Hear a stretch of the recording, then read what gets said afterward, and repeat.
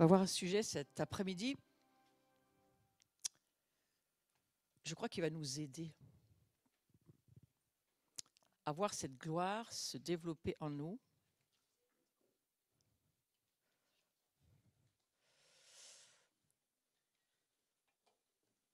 À avoir plus de sa gloire. Voilà. Et il y a quelque chose,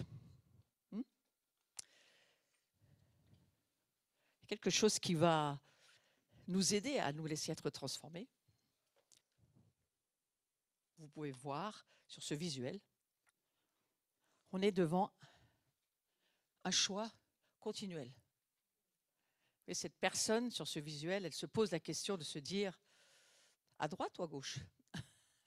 J'y vais pas. Où se trouve ma direction? Et nous sommes, c'est ce que dit l'Écriture, nous sommes ouvriers avec Dieu.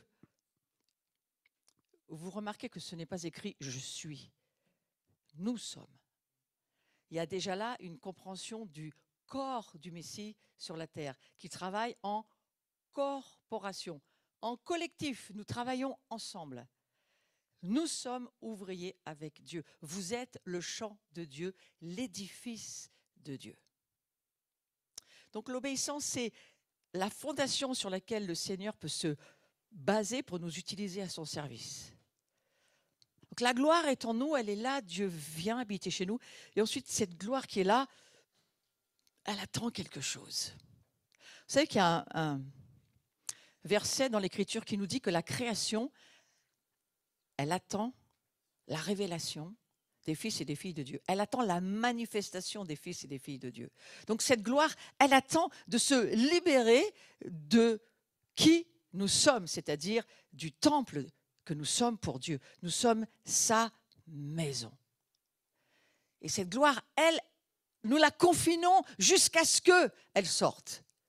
Et j'emploie ce mot à dessein, puisque nous avons tous souffert du confinement. Et Dieu vous fait savoir qu'il, lui aussi, est fatigué du confinement dans lequel nous le laissons parfois. Donc, nous ne sommes pas de simples serviteurs, mais nous sommes des co-ouvriers. Et sous la nouvelle alliance, puisque nous ne sommes plus sous l'ancienne alliance, sous la nouvelle alliance, Dieu, c'est ce qu'il veut, c'est ce qu'il a décidé, que nous serions co-ouvriers avec lui. Donc, nous sommes ouvriers avec Dieu. Que le Seigneur, le Dieu de tes pères, t'ajoute 1000 fois plus que ce que tu as et te bénisse. Tu ne trouves pas que c'est exagéré? Vous avez lu quoi là? On parlait de quoi dans les ressources du royaume de Dieu? De quoi on parle dans l'économie du royaume de Dieu? Là, on pourrait presque dire que sur le Deutéronome, là, il a fumé, hein, parce que ça va un peu loin. Hein. Mais il a fumé, oui, il a fumé de Dieu. Ouais. Et c'est la parole de Dieu qui dit la vérité. Et il nous faut la croire. Donc c'est ma prière sur chacun de nous aujourd'hui, sur chacune des maisons que nous représentons. Qu'il t'ajoute 1000 fois plus que ce que tu as et te bénisse. Je suis surprise de ne pas entendre un amen. Oh, merci Seigneur, parce qu'il n'y a pas un qui croit à ce point, il semblerait. Non mais, vous étiez sur la calculette. Ah, d'accord, on était en train de faire les multiplications. Ça fait par an multiplié par 1000. Comme il te l'a promis. Et lorsque nous sommes prêts à recevoir les privilèges que Dieu nous accorde, vient la responsabilité, vient le sacrifice, le prix à payer pour suivre Dieu. Mais c'est lorsque nous sommes prêts à recevoir les privilèges. Est-ce que tu es prêt à recevoir 1000 fois plus? Regardez les gars qui gagnent au loto, qu'est-ce qu'ils en font? Pour la plupart, rien du tout. Ils sont de nouveau pauvres 3 mois après. Mais Dieu, lui, nous dit, si je venais à te bénir, et c'est une promesse, est-ce que tu es prêt à investir dans ma gloire. Donc il a mesuré tout à l'heure ta foi dans ce que tu as mis dans la corbeille. Et il va te dire, ok, on va multiplier selon ta foi. Mais il faut être prêt, parce que Jésus, il est venu chercher et sauver ceux qui étaient perdus. C'est dans Luc que nous le lisons. Et Jésus, lorsqu'il vient chercher et sauver l'humanité, il le fait avec nous. Il le fait dans des lieux, dans des endroits. Parfois, il faut prendre un avion pour aller quelque part. Parfois, il faut organiser une grande conférence, comme ça s'est fait le week-end dernier. Parfois, il faut donc des ressources pour que ça se fasse. Et c'est ce que Dieu attend. Il attend pour qu'il puisse sauver ceux qui sont perdus. Alors, on va voir qu'est-ce qui était perdu. 3 choses très simples, mais qu'il faut saisir et en saisir l'importance. Premièrement, notre communion avec Dieu le Père. La communion a été perdue. Le roi a perdu la communion avec ses rois. C'était compliqué, ça. Ensuite, notre communion les uns avec les autres. Les relations entre les membres du royaume. Nous avons perdu la connexion entre nous. Donc, il va falloir travailler à la rétablir. Et le royaume de Dieu et sa justice. Le gouvernement et les représentants de ce royaume. Nous savons que la communion avec Dieu a été restaurée par la croix de Jésus-Christ. Dieu était en Christ, réconciliant le monde avec lui-même et n'imputant point aux hommes leurs offenses. On l'a bien vu et vécu ce matin. Combien le sang nous couvre, et lorsque le sang est couvert, Dieu peut oindre. Il ne peut pas oindre ce que le sang n'a pas couvert. Mais lorsque le sang couvre les péchés, alors il peut oindre l'humanité. Et il peut envoyer sa gloire et son huile sur sa maison, c'est-à-dire sur nous. Et cette restauration, elle peut avoir lieu lorsque nous décidons de croire en Jésus-Christ et de le suivre. Donc la communion avec Dieu, mais aussi la communion les uns avec les autres. C'est en attente de restauration, mais c'est en train de se faire. C'est la raison du plus grand commandement dont Jésus a parlé, Matthieu 22, versets 37 à 40. On va lire juste le début. Tu aimeras le Seigneur ton Dieu de tout ton cœur, de toute ton âme, de toute ta pensée. C'est le premier, le plus grand commandement. Et le second qui lui est semblable. Tu aimeras ton prochain comme toi-même. De ces 2 commandements dépendent toute la loi et les prophètes. Et le dernier ordre que Jésus donne aux disciples, ce que je crois qu'il faut bien entendre, ce que je vous commande, c'est de vous aimer les uns les autres. Jean 15, 17. Donc il y a cette rupture de la relation. Ça coince. Ça coince. Et lorsque la relation entre Dieu et Adam et Ève fut rompue, qu'est-ce qu'elle va apporter? Cette rupture, le péché. Le péché, c'est lorsqu'il n'y a plus de relation.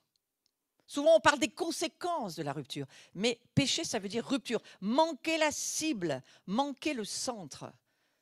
Les Grecs jouaient aux fléchettes et lorsque la fléchette manquait le centre, on disait péché. Vous avez raté la chose pour laquelle il fallait gagner, c'est toucher le centre. Péché, c'est ce que ça veut dire. Et donc, ça, elle apporte cette rupture de la relation, le péché, mais pas seulement, l'inimitié pour toutes les générations d'êtres humains. Premier exemple, Caïn et Abel. C'est d'ailleurs à Caïn que Dieu va dire, Caïn, fais attention. Le péché est couché à ta porte, Caïn. C'est quoi le péché? C'est quelqu'un. Quelqu'un qui est couché à ta porte. Comme se couchaient les serviteurs pour garder leur maître dans l'ancien temps, ou le chien aussi qui se couchait là pour empêcher les courants d'air. On a des petits chiens maintenant en tissu, hein, pour que l'air ne rentre pas sous les portes l'hiver.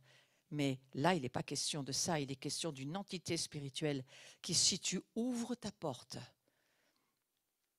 au manque d'amour, à la jalousie, à la convoitise, le péché va rentrer et il va habiter chez toi. C'est qui le péché? C'est lorsque les démons habitent chez toi. C'est le nom du péché. Le péché, c'est quelqu'un et le péché habite chez nous si nous n'y prenons pas garde. J'entends des chrétiens me dire, mais les chrétiens ne peuvent pas avoir de démons. Ça se saurait, mes amis, si les chrétiens n'avaient pas de démons. Ça se verrait. Ouais. Mais c'est une bonne nouvelle de savoir que le péché, ce n'est pas nous. Le péché, ce n'est pas toi. C'est quelqu'un qui vit chez toi. Mais ce n'est pas toi. Dis à ton âme, ah, c'est une bonne nouvelle. Hein? Parce que ça veut dire qu'on va pouvoir s'en débarrasser. Ouais?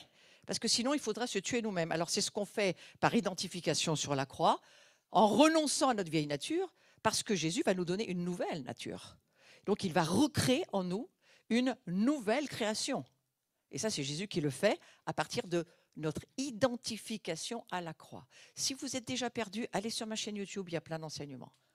Mais là, on va essayer d'avancer un petit peu plus, d'accord ?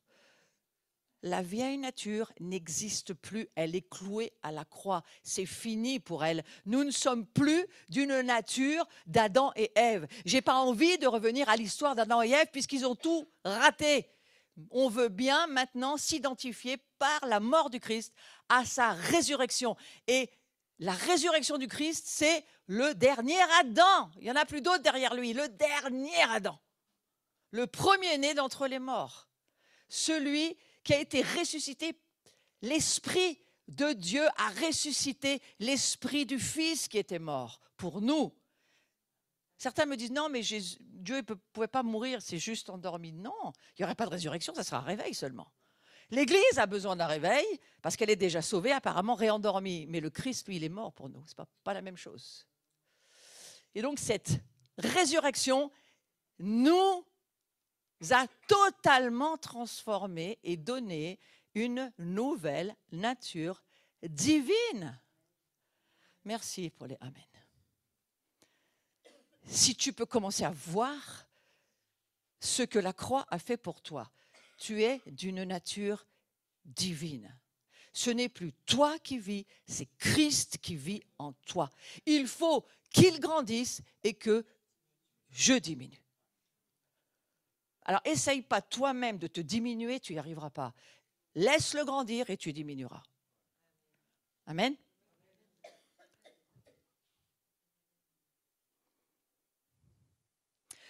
Définition de l'inimitié. Vous voyez, entre Adam et Ève, entre Caïn et Abel, ça a très vite commencé. Je me demande les discussions qu'ont eues les parents juste derrière. Quand ils ont vu que Caïn avait tué Abel, leur deuxième fils. Les discussions dans la chambre intime de Adam et Ève. Je me demande. Et l'inimitié, c'est quoi? C'est le sentiment hostile, c'est l'antipathie, c'est l'hostilité. Que Dieu nous garde dans l'Église. De laisser habiter chez nous ce genre de sentiment. Amen. Donc Jésus a prophétisé que cette iniquité augmenterait parce que l'iniquité sera accrue. Qu'est-ce qui va grandir dans ce monde sans Dieu? L'iniquité. L'amour du plus grand nombre va se refroidir. On est au courant, on est prévenu. On ne peut pas dire qu'on n'est pas au courant. Donc nous devons veiller sur le thermomètre de nos cœurs. Avec Dieu, avec les autres et pour le royaume de Dieu. Dans ces trois dimensions de la rupture, nous devons veiller à ce que nos cœurs restent en amour avec Dieu, avec les autres. Aimez-vous les uns les autres, le problème c'est moi. Ouais. Tout cela a commencé par la désobéissance de deux individus à qui Dieu avait donné la vie éternelle avec lui et le gouvernement sur la terre. Et ce n'est qu'au travers d'une totale obéissance au Seigneur que nous pouvons recevoir les promesses de Dieu et ses bénédictions. Je redis, ce n'est qu'au travers d'une obéissance totale. Nous recevons que peu, pas seulement parce que nous semons peu, mais parce que nous croyons peu. Alors, nous avons besoin de la présence de Dieu en nous, qui va nous aider. Nous avons besoin de la parole de Dieu en nous, qui va créer en nous la foi. La foi vient de ce qu'on entend de la parole de Dieu. Nous avons besoin de nouveau d'entendre les promesses de Dieu qui vont nous aider pour avoir une obéissance totale. Il faut entendre de mieux en mieux. Mais l'obéissance amène les bénédictions et les promesses à se réaliser. Donc au commencement, il y eut la désobéissance. L'Éternel donna cet ordre à l'homme: tu pourras manger de tous les arbres du jardin, mais tu ne mangeras pas de l'arbre de la connaissance du bien et du mal, car le jour où tu en mangeras, tu mourras. C'était clair, Genèse 2, 16, 17. Et en donnant cet avertissement, Dieu est en train de dire quelque chose de très simple. Si tu désobéis, ta désobéissance amène la mort. Sur le plan spirituel, tu recevras le salaire du péché qui va amener la mort physique. Et on est tous au courant que c'est ce qui nous est arrivé. Donc Satan, il joue son rôle pour les faire désobéir. Encore avec nous aujourd'hui, il joue son rôle pour nous faire désobéir et nous faire tomber en disgrâce par rapport à Dieu. Ça fait 2000 ans et plus que l'Église, une grosse partie de l'Église croit toujours que l'Église, on est tous des pécheurs. Alors on n'a pas avancé beaucoup en 2000 ans. Puisque tu crois, ce que tu crois, c'est ce que tu es. Si tu crois que tu es pécheur, tu vas rester pécheur toute ta vie. Et je ne pense pas que tu puisses être embauché dans le ministère du millénium pour Dieu, parce qu'il cherche des saints. Et une église qui a essayé d'être saint, jusqu'à ce que l'église voit qu'elle n'avait pas besoin d'essayer, elle l'était déjà en Christ, saint. Puisqu'elle est née et forgée, formée, créée, la nouvelle création est le produit de la vérité, de la justice, de la sainteté du Christ en nous. Donc nous le sommes. La semence qui est en nous, elle est déjà tout ça. Il faut juste apprendre à le développer. Mais commencez à croire qu'en nous, c'est vraiment qui nous sommes. Jusqu'à ce que tu crois ça. Tant que tu ne le crois pas, tu n'avances pas. Et le diable te ramène toujours au même endroit. Mais regarde, le pécheur que tu es, mais regarde, tu ne mérites que la condamnation. Allez, va faire je ne sais combien de rituels parce que tu ne peux pas accéder à Dieu. Or, Dieu, on n'a pas besoin d'accéder, il est descendu tout seul. Il est descendu, on n'a pas besoin de monter. C'est lui qui est venu chez nous, c'est pas nous qui sommes allés chez lui. Donc, il faut quand même voir la vérité de la parole de Dieu. Au plus profond de son cœur, Satan rejeta l'autorité de Dieu parce qu'il a désiré une chose: être plus grand que Dieu. Être plus grand que Dieu. Mieux savoir que Dieu. Expliquer à Dieu quand même qu'il pourrait avoir d'autres idées, que ça, c'est pas comme ça qu'il devrait faire, qu'il s'y est mal pris. Ça vous rappelle pas quelqu'un? Vous-même. De notre côté, il est question de volonté, de connaissance. Qui voulons-nous suivre? Qui choisissons-nous de croire? Ce sont des vraies questions. Et c'est avant la chute de l'homme, Satan, il avait lui-même chuté d'une éminente position que Dieu lui avait attribuée. Il était le gardien des gloires. Il portait sur son pectoral des pierres précieuses, 9. Le grand Kohen Gadol en a eu 12, lui. Et nous, on a les nations sur notre pectoral. Vous imaginez combien Satan aujourd'hui est jaloux de ce que Dieu a fait pour nous.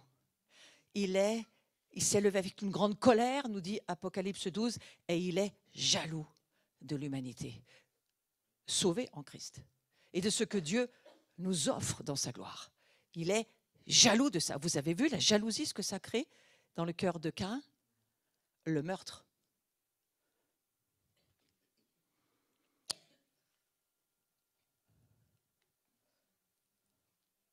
Le but de Satan, c'est que Dieu rejette le plus grand nombre d'hommes et de femmes à cause de leur rébellion et de leur désobéissance. Que jamais nous ne retrouvions la gloire dont nous avons tous été privés. Jamais. Ça, c'est ce qu'il essaye de faire depuis très longtemps. Mes amis, ça doit s'arrêter. Nous devons manifester avec force cette gloire de Dieu pour que le monde voie qui est Jésus, qui est Dieu. Et c'est Jean qui va l'écrire dans son livre, mais surtout dans la dernière prière sacerdotale du prêtre qui était Jésus dans le jardin. Jésus va dire « Je leur ai donné la gloire que tu m'as donnée, afin qu'ils soient un, qu'ils soient en amour, ça veut dire, afin qu'ils s'aiment, afin que nous soyons en eux, qu'ils soient en nous, et que l'amour qui nous unit, le monde le voit. » Donc la gloire, elle est donnée pour l'amour. Et tout le travail qui se fait dans notre vie, c'est de recevoir encore et encore et encore plus d'amour, d'amour, d'amour, d'amour. Et le diable travaille à détruire l'amour et à nous diviser, à se servir de notre cerveau, de l'arbre, de la connaissance du bien et du mal dans notre cerveau pour nous permettre de critiquer, analyser, faire des commentaires de texte et je ne sais quoi encore, pour que tout soit toujours remis en question. Oui, mais quand même, Dieu ne peut pas avoir dit ça. Il l'a dit. J'aime la psychologie, mais elle ne résout rien. Elle sert un peu. Mais la puissance de Dieu pour transformer une vie, c'est le pneumatikos, ce n'est pas le psoukikos. La chair est chair et ne vaut rien. Les affaires de l'âme ne valent rien. Mais Dieu est esprit, pneumatikos. Et l'esprit de Dieu, c'est lui qui souffle et qui fait ce qu'il veut. Et nous recevons une puissance. Le Saint-Esprit, c'est l'Esprit Saint en nous. Et il nous transforme, il nous change. Et lorsque l'Esprit tombe sur nous, nous naissons de l'Esprit, pas de l'âme. Amen. Donc oui, nous sommes des esprits éternellement vivants. Souvenons-nous qu'à chaque fois que nous désobéissons, que nous n'écoutons pas la voix de l'Esprit Saint, que nous ne nous soumettons pas à la volonté de Dieu et que nous décidons de marcher par la chair et pas par l'Esprit de Dieu, ça implique un droit de rébellion sur notre vie et un droit d'être indépendant. Et ça ouvre la porte au diable qui va venir habiter chez toi avec tous ces esprits de rébellion et d'indépendance. Et ces démons-là, vous savez, ils savent faire la gymnastique chrétienne dans les églises. Ils connaissent les chants par cœur, ils savent. Ils savent même les psaumes par cœur, ça ne les dérange pas. Parce que les psaumes sont pour eux, la parole est pour eux, ils s'enflent d'orgueil de connaître la parole de Dieu et ça les mène où? Le diable lui-même a récité la Bible à Jésus, ça ne l'a pas impressionné Jésus. L'Esprit de Dieu, lui seul, nous révèle la parole de Dieu. Il nous fait naître doués d'esprit.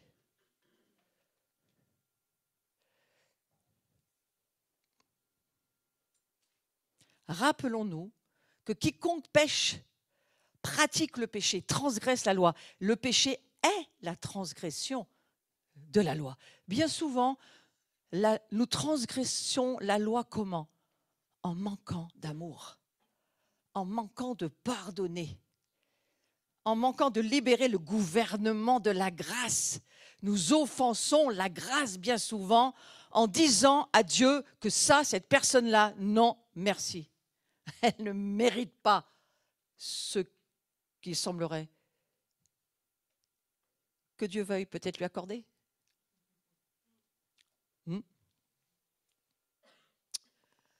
Ça veut dire que nous considérons notre volonté comme étant au-dessus de celle de Dieu. Et pas seulement ça, nous considérons que notre volonté est valide. Si nous devions voir toutes les prières que nous faisons, et l'armée des anges avec leur gomme qui gomme tout ce qui n'est pas acceptable pour les cieux, ça s'appelle la grâce. Le nombre de prières qui ne montent pas dans les cieux, il vaut mieux qu'elles ne montent pas. Et moi, je vois les anges fatigués avec la gomme. On n'en peut plus. Alors, ils ont invité le correcteur. Hein. Je savais plus vite. Hein. Le nombre de prières qui ne montent pas dans les cieux. Nos choix entraînent des conséquences néfastes à tous les niveaux. Nos choix. Nos choix. C'est l'incapacité à voir que la volonté de Dieu est toujours bonne, agréable et parfaite. Si Dieu reprend quelque chose, c'est parce qu'il sait ce qu'il fait. Maintenant, à discerner et à voir si c'est Dieu ou si c'est le diable. Parce que là aussi, c'est une grande question. Oui, mais est-ce que cette personne-là, c'est Dieu? Oui, au début, l'homme qui se grattait la tête devant la direction, c'est à droite ou c'est à gauche? Voilà pourquoi il faut entendre la voix de Dieu. Voilà pourquoi il faut être rempli de l'Esprit de Dieu. Voilà pourquoi il faut laisser notre âme en pause et prendre le temps de laisser le Saint-Esprit remplir notre vie. Marchez par l'Esprit et vous n'accomplirez pas les œuvres de la chair. Vous connaissez les œuvres de la chair, Galates 5, 19? Les œuvres pourries qui puent. On n'en peut plus, ces œuvres-là. La sorcellerie en fait partie. L'impureté en fait partie. Les querelles en font partie. L'idolâtrie en fait partie. Et il y en a beaucoup d'autres. Ce sont des œuvres de la chair. La sorcellerie est une œuvre de la chair. Ce n'est pas une œuvre. Le diable, lui, va se servir de ta chair pour faire son œuvre. Mais à la base, la sorcellerie est une œuvre de la chair. C'est ton être humain qui veut contrôler les choses, qui veut que les autres pensent comme tu penses et qui va manipuler jusqu'à ce que les autres s'alignent à ta manière de voir. Et puis ça c'est aussi dans l'Église. Donc bien sûr qu'il faut du discernement. Galates 5, 22, je préfère beaucoup, c'est le fruit de l'esprit. Le fruit de l'esprit. Il n'y a pas plusieurs fruits, il n'y en a qu'un. C'est l'amour qui va se développer sous toutes sortes de formes. Et c'est cela qui gouverne le royaume de Dieu. Le fruit de l'esprit. Le fruit de l'esprit. Que nous puissions produire du fruit de l'esprit.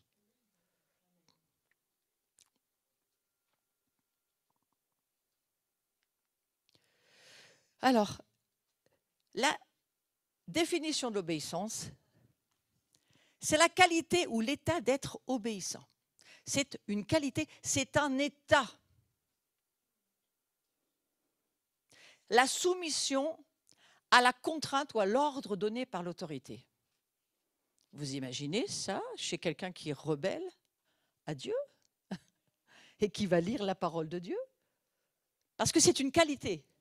Soumission à la contrainte ou à l'ordre donné par l'autorité. C'est ça l'obéissance. Et le synonyme, c'est docile, malléable, accommodant. Voilà ce que Dieu nous demande d'être, mais nous le sommes déjà en Christ, donc de le développer. Nous n'avons pas besoin d'être, nous le sommes déjà.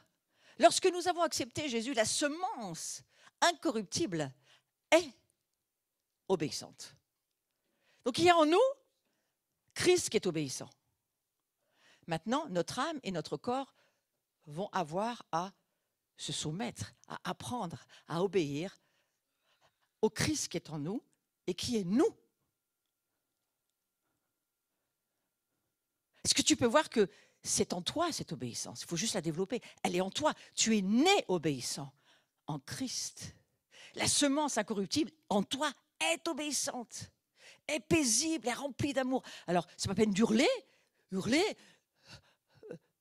c'est déjà chez toi. Il faut juste le développer. Il faut le laisser se développer en toi. Ça aussi, ça demande une révélation. L'obéissance implique d'être soumis à la volonté d'un autre, d'être conforme à la demande ou requête d'une personne hiérarchiquement supérieure. Quand vous connaissez Jésus-Christ, ça ne vous pose aucun problème. Aucun problème. Il est l'amour parfait. Il est l'harmonie. Il est celui qui a toujours fait tout ce que son Père lui a dit. Et regardez où ça nous a amenés dans l'éternité. Éternellement vivant en lui. Donc il nous faut connaître Christ pour pouvoir comprendre l'obéissance. On ne peut pas obéir de cette manière-là à quelqu'un qu'on ne connaît pas. C'est juste horrible. Hein?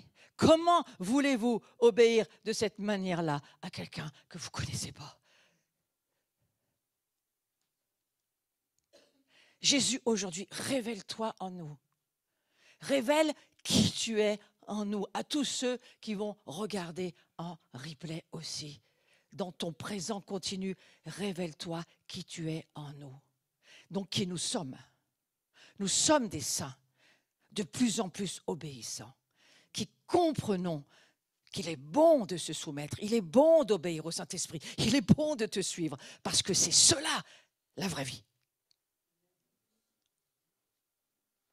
Alors l'obéissance, ça implique autre chose. Docile. Qu'est-ce que ça veut dire docile? Une prédisposition à se soumettre sans hésiter à l'autorité et au conseil. Une église dirigée par le Saint-Esprit, ça va être très facile. Si tout le monde vit de cette substance de l'amour et de la foi et de la confiance, je commence à rêver que l'Église peut le vivre. Si l'Église avec laquelle tu vis est charnelle et marche d'une manière opposée aux choses de l'esprit, profite bien du voyage. Amen. Malléable, ça sous-entend un caractère qui permet de faire face avec aisance et de se débrouiller. Le Saint-Esprit a besoin d'un corps qui représente le Christ. Regardez le Christ, comment il était malléable partout. Comment il savait se débrouiller partout. Comment il savait s'en sortir partout, sans jamais pécher. C'est ça qu'on regarde, c'est ce Christ-là. Non seulement il était docile, mais tellement malléable.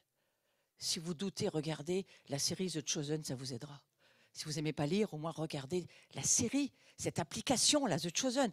On se rend compte, ce gars qui joue dans cette application, ça nous aide à voir, ça nous aide. Dieu sait qu'il y a de moins en moins de gens qui lisent. Alors il a trouvé des solutions, il envoie un gars qui va vous faire une super série où il y a des super millions de gens qui se convertissent. Et alors, ça gêne qui ? Ça gêne qui? C'est pas parce qu'il ne te lit pas dans ta traduction d'Arby depuis 40 ans que tu la lis que tu vas être mieux sauvé. Ouais, c'est pas tout à fait ça. Accommodant. Ça sous-entend une volonté de céder, de coopérer, soit par désir d'être d'accord, soit par une ouverture d'esprit naturelle. Parfois, il vaut mieux être, même dans un couple, dans une famille, dans une communauté, il vaut mieux se retirer pour être dans l'accord général. Même si on sent que ce n'est pas forcément ça, l'accord sera toujours payant. Le désaccord sera toujours compliqué. Parce que Dieu travaille dans l'accord. Tu as tort d'avoir raison. Parfois, il faut te dire ça.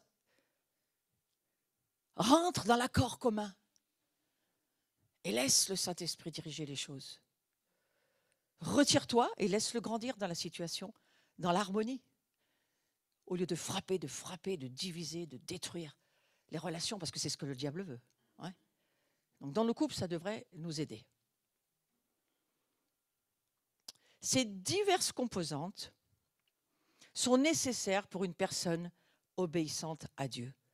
Soumission à son autorité, conformité à ses exigences, céder notre volonté à la sienne, une prédisposition à tous les points qu'on vient de voir, docile, malléable, accommodant, ça c'est la définition de l'obéissance, ouverture d'esprit, un caractère qui peut être modelé, formé dans les mains du Tout-Puissant. Dis avec moi, il faut que mon caractère se laisse être modelé.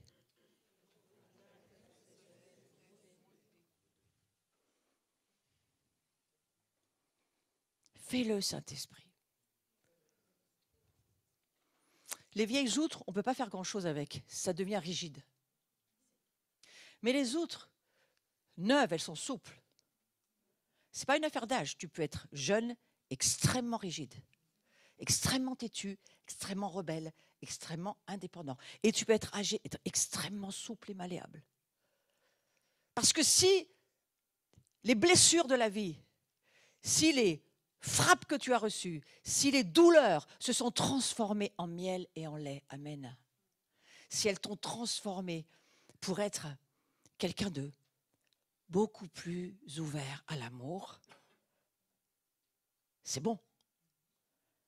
Mais si ces douleurs, ces fractures, ces ruptures, ces conflits t'ont rendu raide et rigide, alors tu ne le vois pas peut-être, mais tu es en train de pourrir. Et ça va nulle part que dans l'enfer de tes blessures.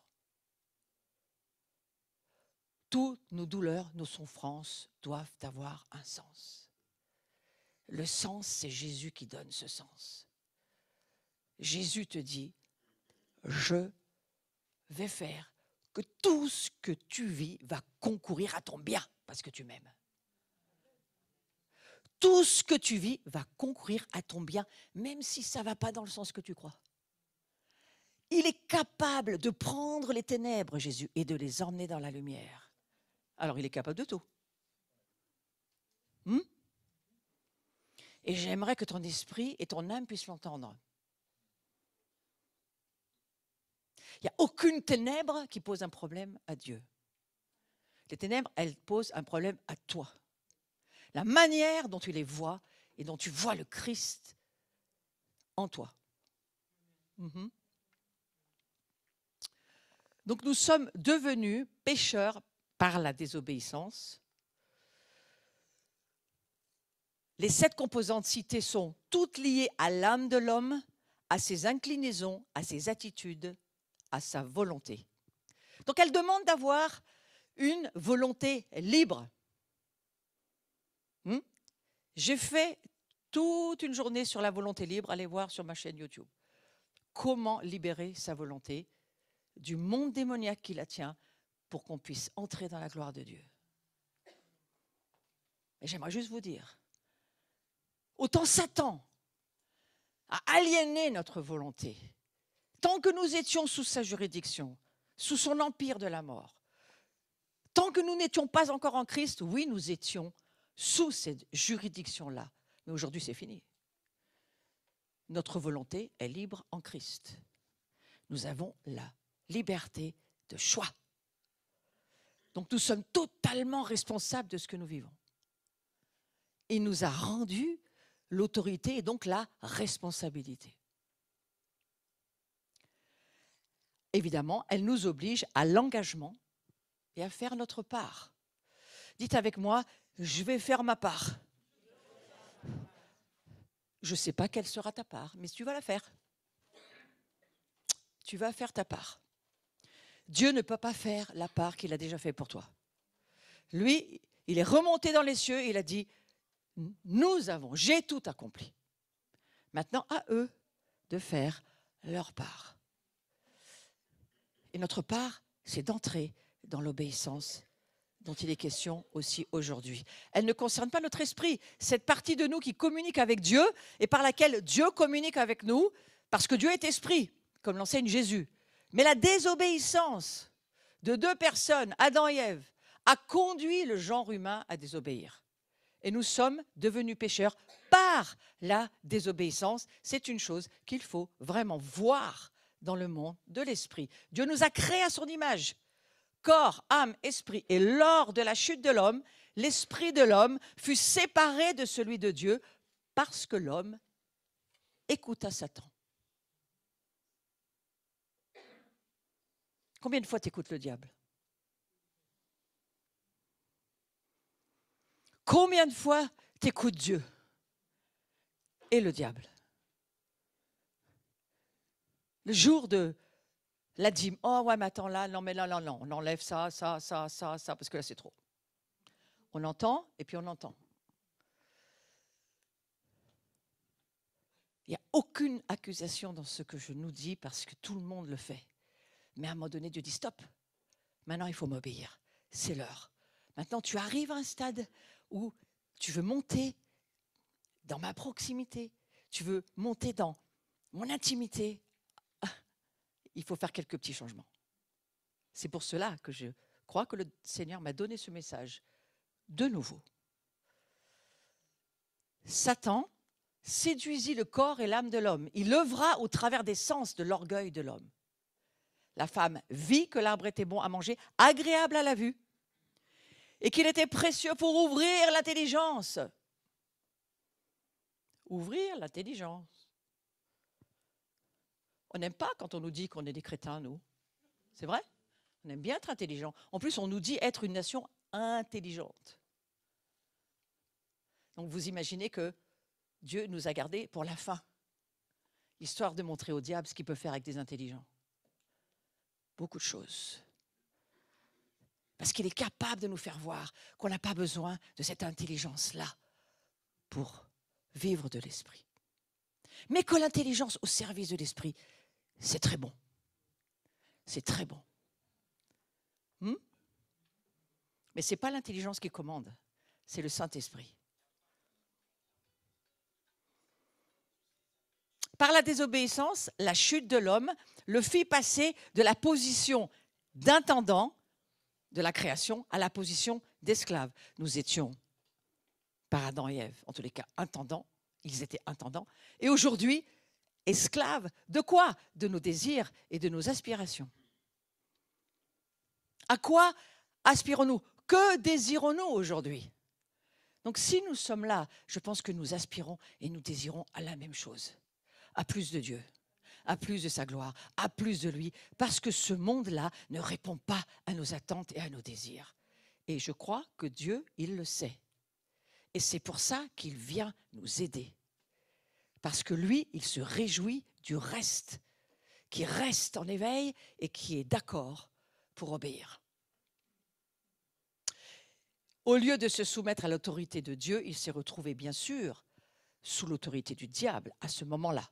Et pour pouvoir se soumettre et obéir à un Dieu invisible, il va falloir faire confiance, mes amis. Et c'est là où nous en sommes. Jusqu'où faisons-nous confiance à Dieu? Parce que la vieille nature de péché qui nous a dirigés jusqu'à ce qu'on rencontre Jésus, aujourd'hui, elle n'existe plus, cette nature. Et c'est ça ta libération. C'est si tu peux voir que cette nature n'existe plus.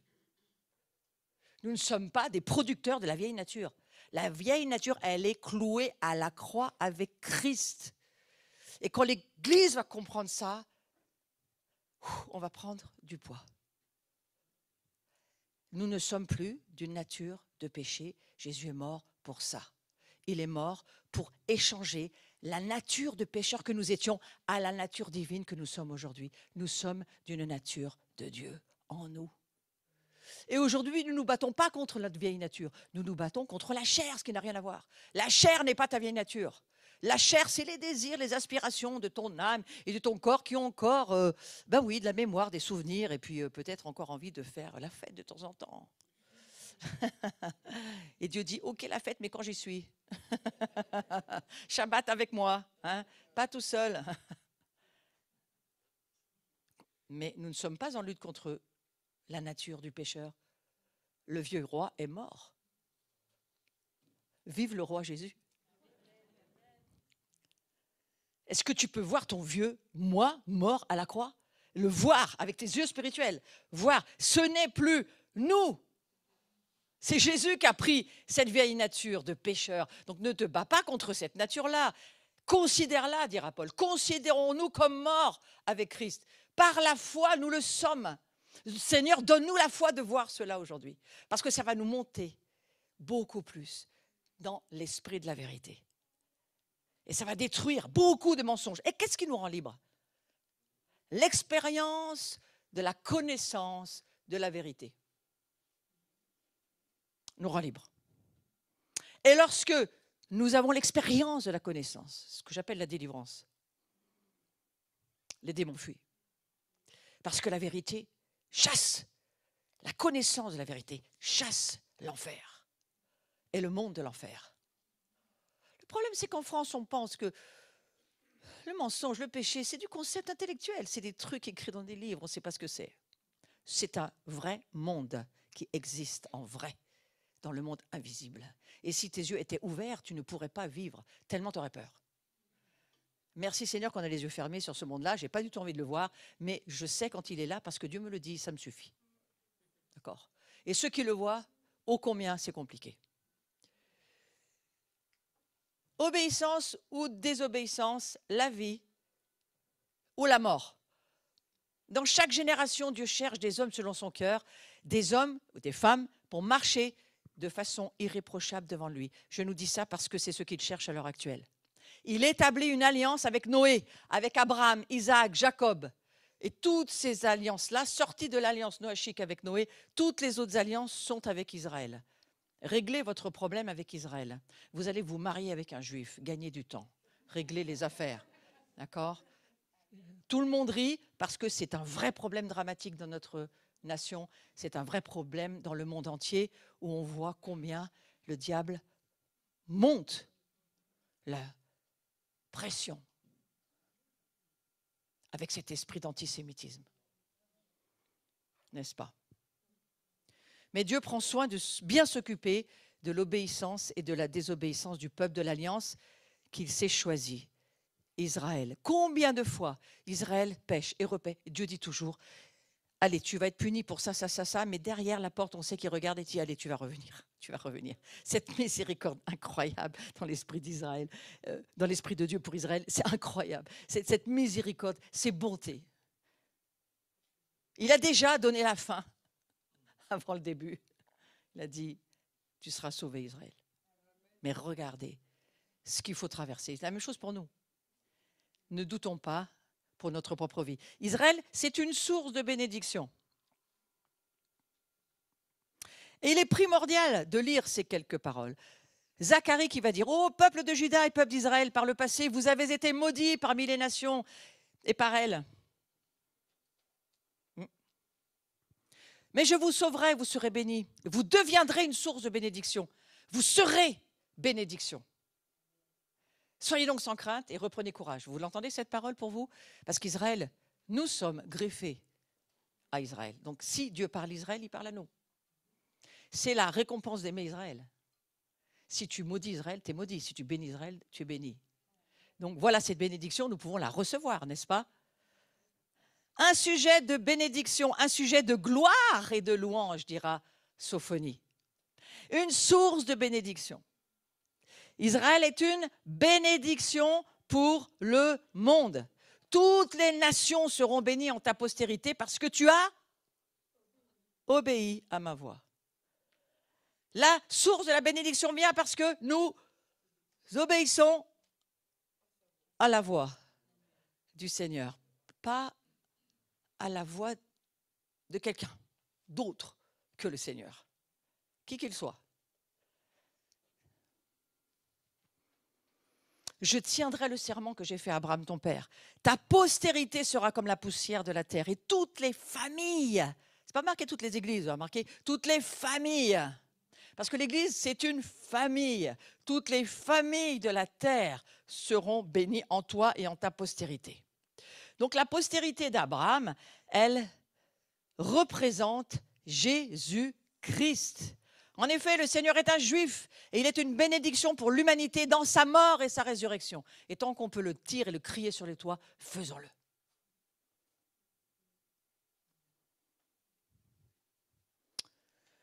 Dieu parle personnellement à Jacob en disant « Les nations seront bénies en toi, Jacob ».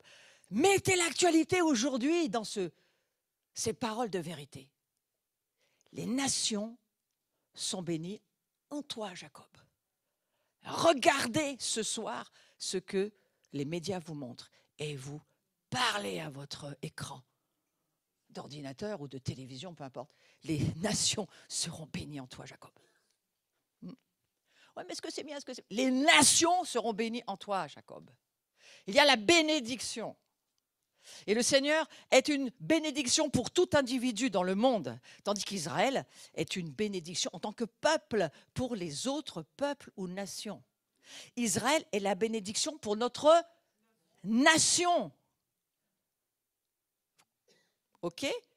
On parlait d'un esprit d'obéissance. Amen. On parle d'un esprit d'obéissance. Israël est une bénédiction pour les peuples, pour les nations. Si nous n'entendons pas cela, nous sommes hors de la vérité.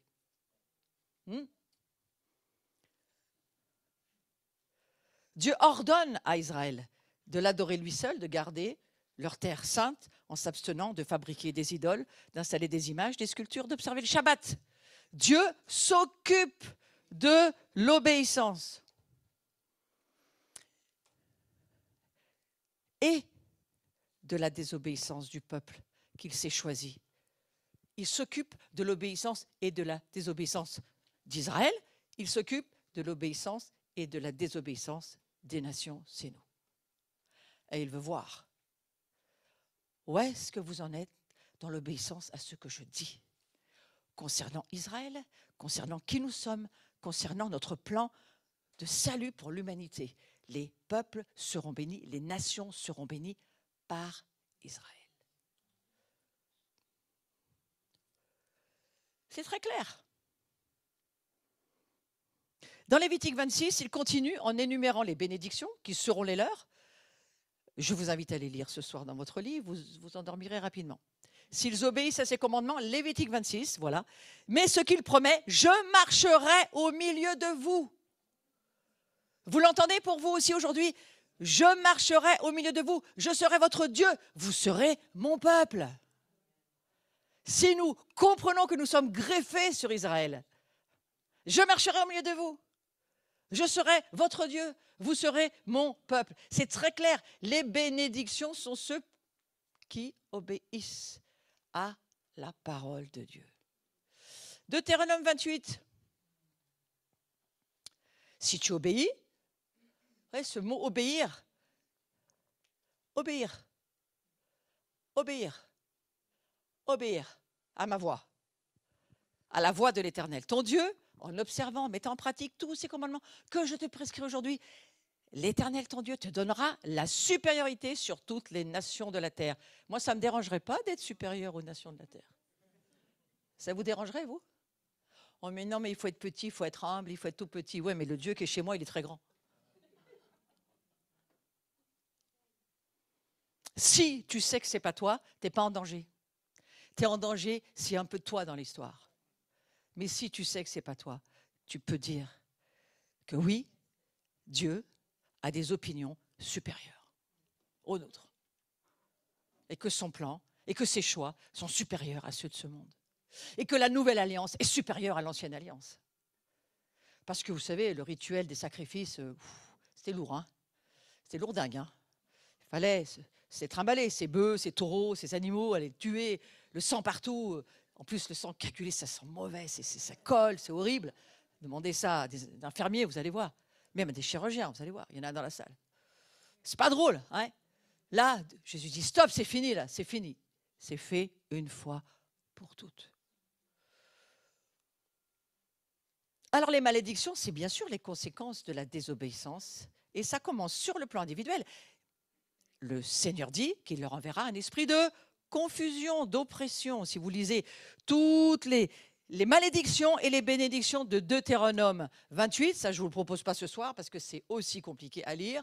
Allez tout de suite dans les bénédictions, mais les malédictions, je les ai déjà lues plusieurs fois, ça fait mal, il y en a beaucoup. Et aujourd'hui, on voit qu'elles sont en train de se répandre partout, ces malédictions. Mais Dieu n'a pas dit son dernier mot. Ces malédictions s'étendent à la nation tout entière. Vous remarquez que la malédiction, elle va aussi sur la terre, hein, elle ne va pas que sur les habitants. On se promène dans certaines régions, on se dit, waouh, là, il n'y a plus de vie, il n'y a plus rien qui tient. Ouais. Parce que c'est l'Écriture qui l'a déjà fait savoir, jusqu'au point où la nation sera détruite par les fléaux, les catastrophes, on est au courant, où le peuple sera dépouillé de sa terre promise. Et ils seront dispersés en exil, ils seront souillés par l'idolâtrie, ils seront dans l'angoisse, l'incertitude, la peur, le désespoir pour leur vie. Ils seront rejetés par leurs ennemis, même s'ils s'ouvrent en esclavage. C'est parfois la raison d'une situation qui perdure vis-à-vis du chômage. Je dis ça à quelqu'un. Parfois, il y a un chômage qui ne peut pas arriver à sortir de ça, parce qu'il y a quelque chose qu'il faut voir dans la désobéissance de ta vie, mon frère, ma sœur. Mais avec Jésus, on s'en sort. Moïse, il insiste.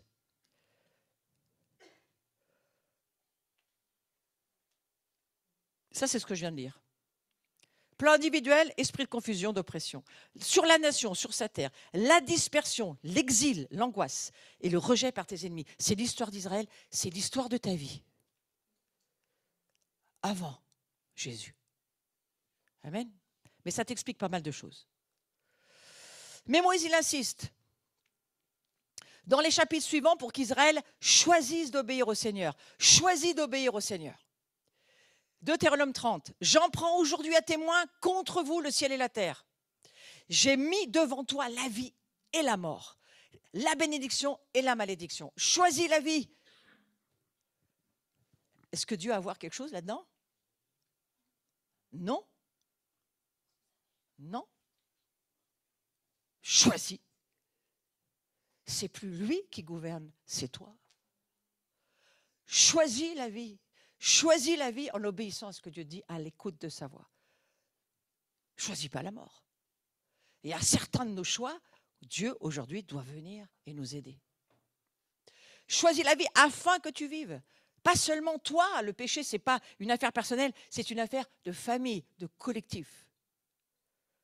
1000 générations sont bénies après nous, mais 3, voire 4, voire 23, parfois beaucoup plus que ça, générations sous la malédiction, lorsqu'on désobéit. Pour aimer l'Éternel, ton Dieu, choisis la vie afin que tu vives, toi et ta postérité, pour aimer. Choisis la vie pour aimer Dieu et les autres, puisqu'on est sous la nouvelle alliance. Et que toute la loi et les prophètes sont compris dans « aime ton Dieu et aime les autres ». Aime ton Dieu, aime les autres. Aime ton Dieu, aime les autres. C'est pas marqué qui, c'est pas marqué les gentilles personnes ou les voisins sympathiques, et puis c'est marqué les autres. Fou, là là, c'est qui les autres? Bah, eux. Tous ceux que je ne peux pas encadrer. Tous ceux que je ne peux pas encore bénir, il faut les aimer jusqu'à ce qu'on arrive à les aimer. C'est là où le Seigneur nous emmène. Pour obéir à sa voix, pour t'attacher à lui. Les promesses, les avertissements sont applicables aujourd'hui, tout comme il était pour Israël. Moi, je prends l'exemple d'Israël parce que c'est dans l'Écriture et c'est quelque chose que tu ne peux pas remettre en question. C'est ce que Dieu dit. S'il le dit à Israël, il le dit à toi aussi. L'Épître aux Galates,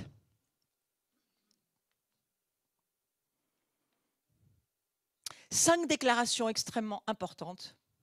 Dans le passé, chacune de ces déclarations est devenue pour moi une affaire de travail, de révélation et de séminaire. Dans le passé, j'ai fait des séminaires sur ces domaines pendant des années et des années, jusqu'à ce qu'on passe à autre chose. Mais l'Épître aux Galates nous révèle 5 déclarations de Paul que la croix doit produire dans la vie du croyant pour nous permettre d'obéir. La libération de ce siècle, la libération de la loi, il faut être délivré de la loi, mes amis. Attention, c'est à expliquer, c'est compliqué de comprendre ça comme ça. La loi est bonne et elle est toujours là. Christ a réalisé la loi pour nous, mais maintenant, nous, par le Saint-Esprit, il faut obéir à la loi. Mais par le Saint-Esprit, pas par le légalisme, c'est autre chose. Sachant qu'on est sauvé en Christ. Ce n'est pas la loi qui nous sauve, c'est Christ qui nous sauve. Nous, on ne peut pas appliquer, obéir à la loi par nous-mêmes. Impossible. Puisqu'elle est parfaite et que nous ne le sommes pas, on l'a perdu d'avance. Par contre, oui, Christ a accompli la loi pour que nous, on puisse maintenant devenir qui nous sommes déjà grâce à Jésus. Je vous la refais. Parfois, je vois que, oups là, ils ont perdu la fin de la phrase. Christ va nous permettre de devenir qui nous sommes déjà. En Christ, nous sommes une semence déjà. Tout est compris dans cette semence qui doit être développée en nous. Et notre âme et notre corps ont besoin de se développer dans cette vérité.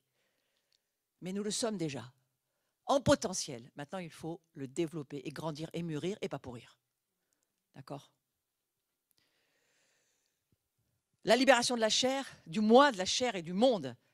On voit donc que de nombreux facteurs conduisent un chrétien à désobéir. Et 5 d'entre eux sont mentionnés dans le livre des Galates, c'est-à-dire les Gaulois, c'est nous. On est concernés. C'est la raison pour laquelle nous avons besoin de libération. De quoi? De notre manque d'amour.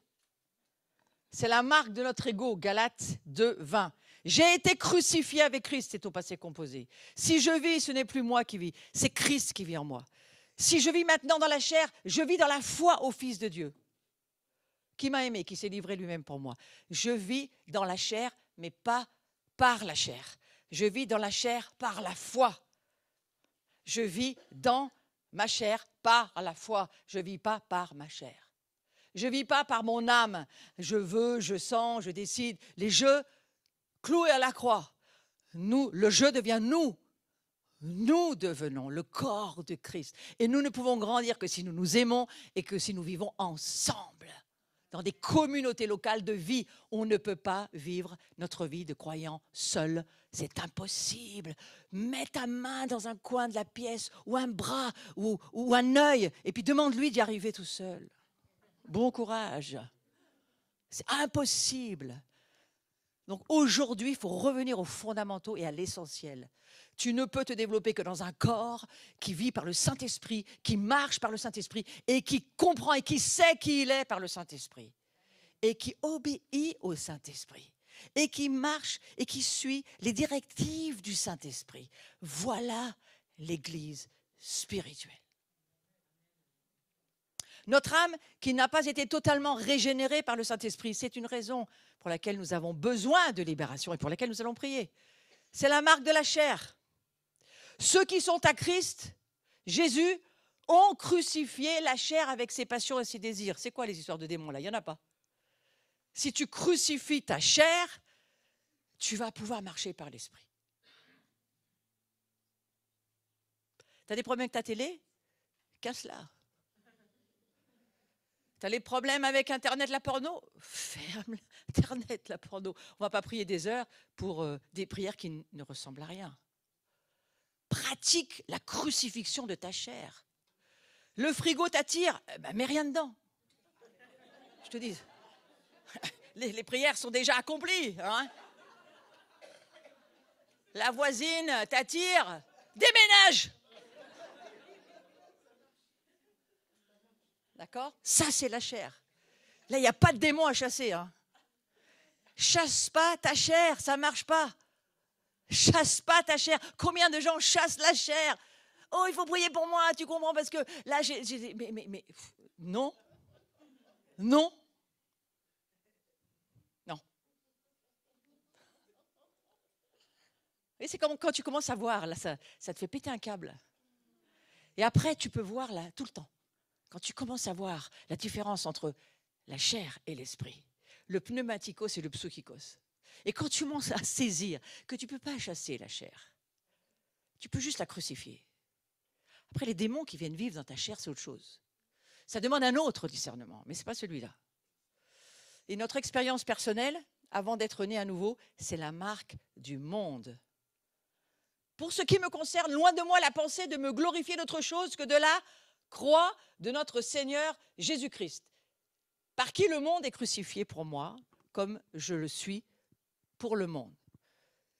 Paul va dire ceci, je suis crucifié pour le monde.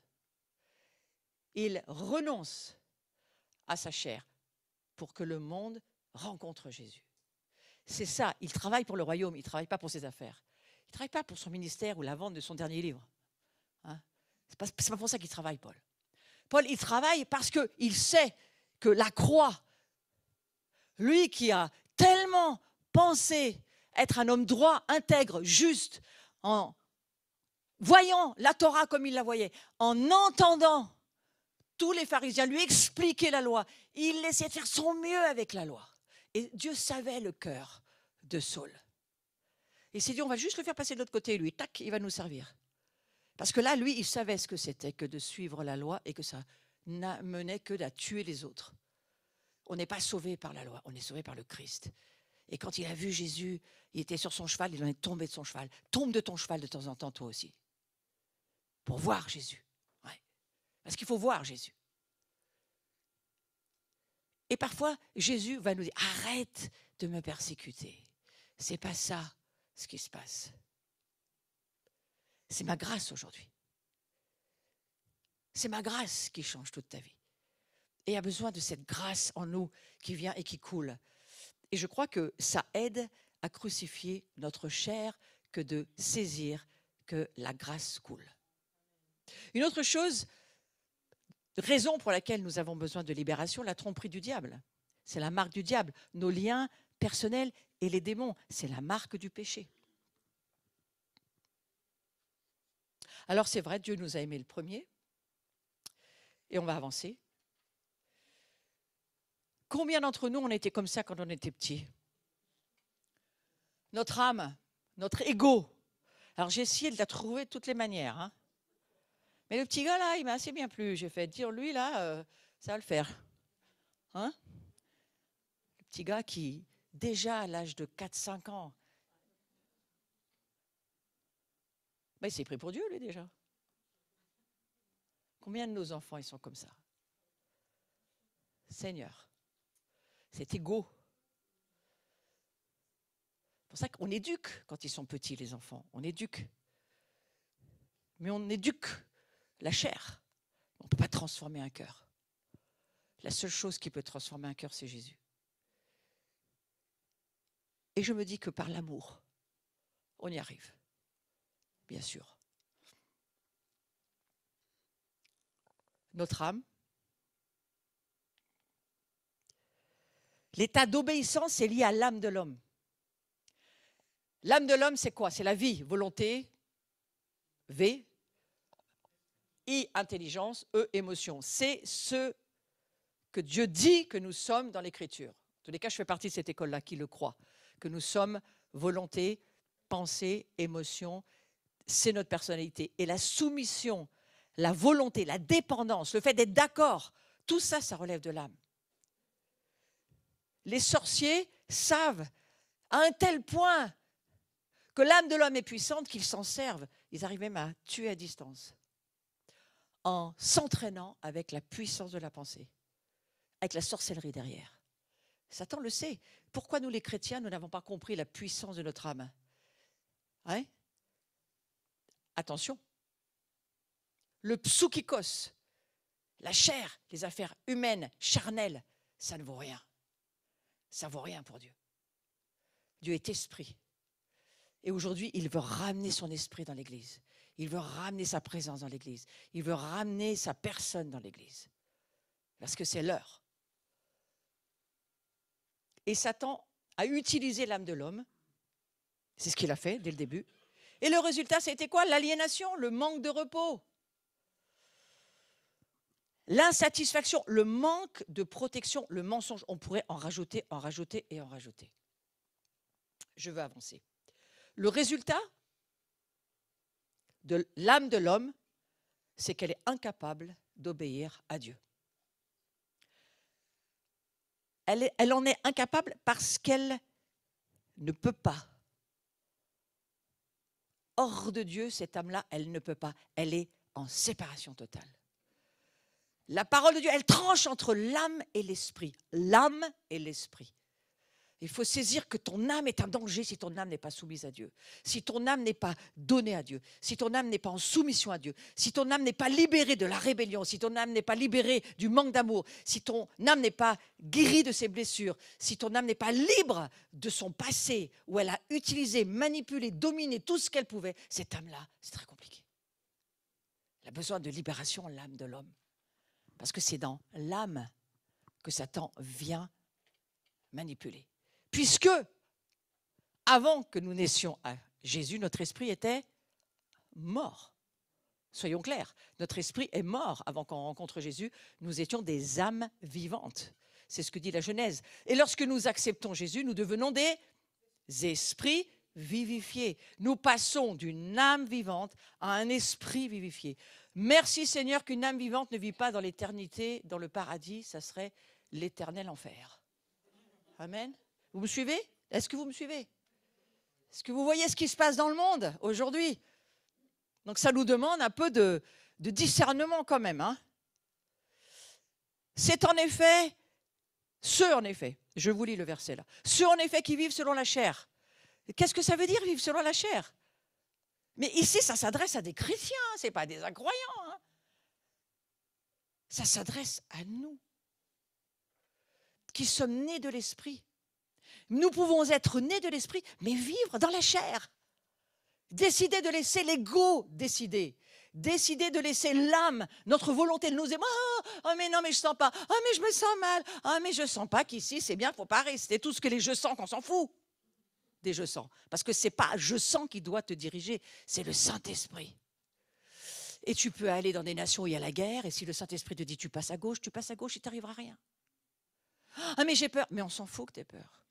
Du moment que Dieu te dit qu'il est avec toi et qu'il te demande d'aller à gauche, tu vas à gauche. Donc, qu'est-ce que Dieu est en train de faire en ce moment? De nous éduquer dans les choses de l'esprit pour qu'on arrive à lui obéir dans les temps qui vont devenir très compliqués et qu'on ne perde pas notre âme de terreur. Comme l'a dit André Wilkerson il y a très longtemps. Il a dit à la fin des temps, l'humanité va perdre l'âme de peur, de terreur, tellement ils seront pas prêts.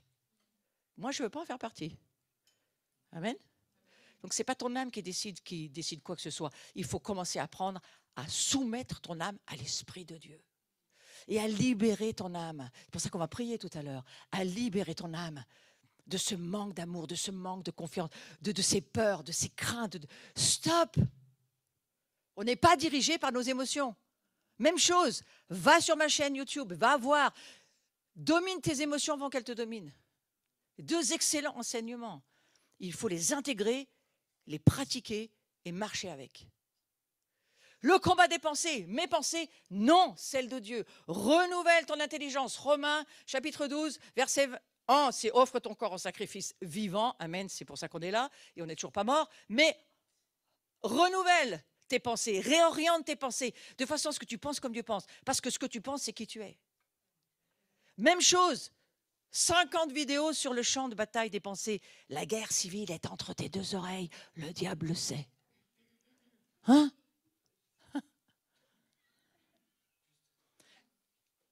Mais oui, il faut grandir. Il faut avancer. Il faut voir les choses de l'esprit. Ouais. Les émotions doivent aussi apprendre à se soumettre à tes pensées. Une émotion primaire, tu ne peux pas la contrôler. Donc, il faut la passer en secondaire. Tu passes la seconde en dessous. Hein. De la troisième, tu passes à la seconde et tu dis du calme en passant en première.